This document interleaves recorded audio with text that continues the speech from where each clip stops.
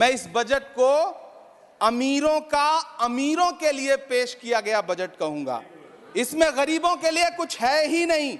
नौकरी मांगने वाले नौजवानों पर लाठियां बरसाने वालों, आपने इस बजट में युवाओं को क्या दिया?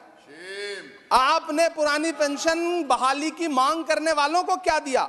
सालों से अपने लिए छत तलाश रहे लोगों को आपने इस बजट में क्या दिया? और फिर आपको पूरी उम्मीद है कि पूरा देश आपके इस पेश किए गए बजट पे लहालोट हो जाए, तालियां पीटे, मंगल गान गाए। कैसे संभव है?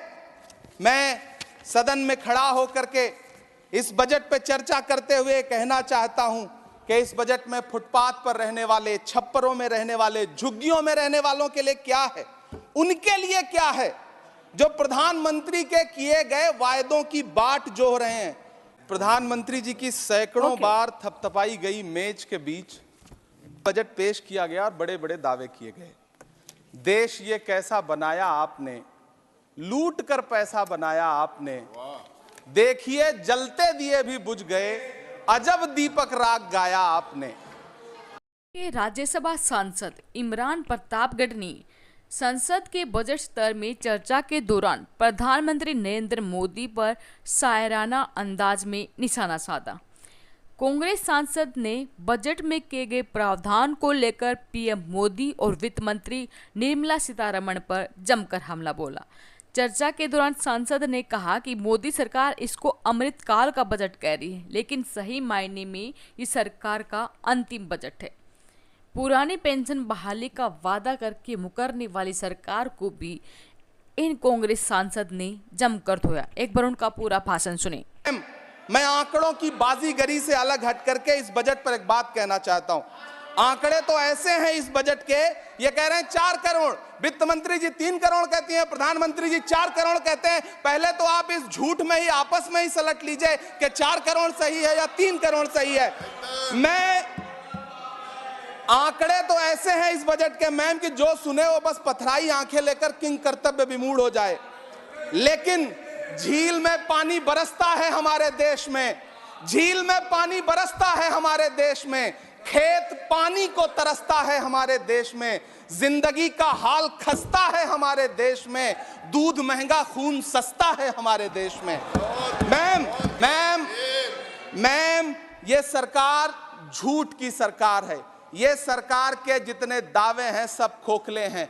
आज प्रधानमंत्री जी कह रहे थे सबका साथ सबका विकास। ये कैसा सबका साथ सबका विकास है? आप अमीरों के कर्जे माफ कर रहे हैं, उद्योगपतियों के कर्जे माफ कर रहे हैं, और यहां स्थिति ये हो गई है कि जो मिडिल क्लास, उसकी जो रोजमर्रा की जरूरत की चीजें हैं उस तक पर आपने जीएसटी लगा रखी है।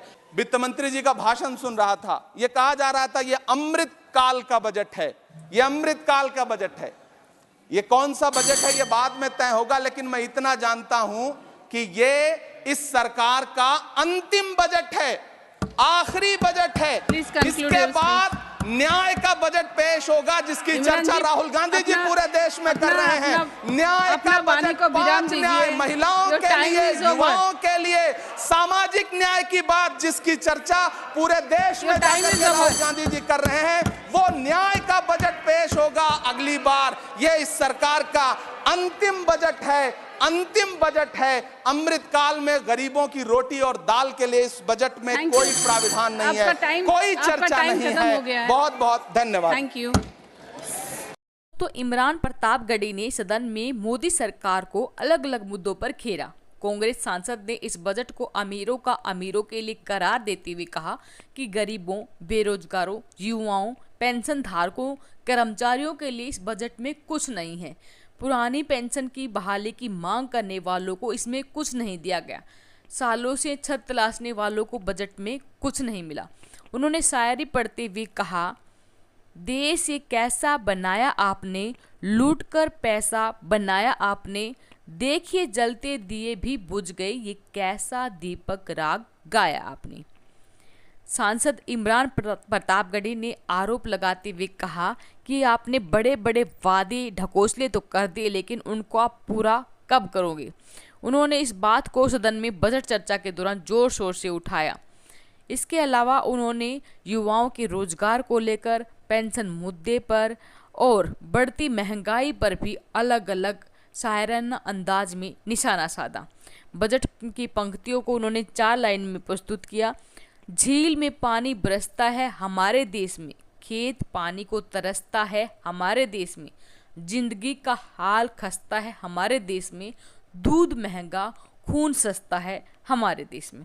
तो दोस्तों, इस तरह कांग्रेस सांसद ने रोजगार, महंगाई, किसान, मनरेगा, पेट्रोल डीजल की कीमतें, गैस सिलेंडर के दाम, फसलों की एमएसपी की गारंटी, पुरानी पेंशन बहाली का वायदा आदि सभी मुद्दों पर सरकार को जमकर घेरा और उन्होंने कहा कि आपने 10 सालों के दौरान जितने भी वायदे किए हैं सभी झूठे हैं और इन झूठे वादों का हिसाब आपका ये होगा कि ये आपका आखिरी बजट है, आने वाले दिनों में आप दोबारा बजट पेश नहीं कर पाएंगे।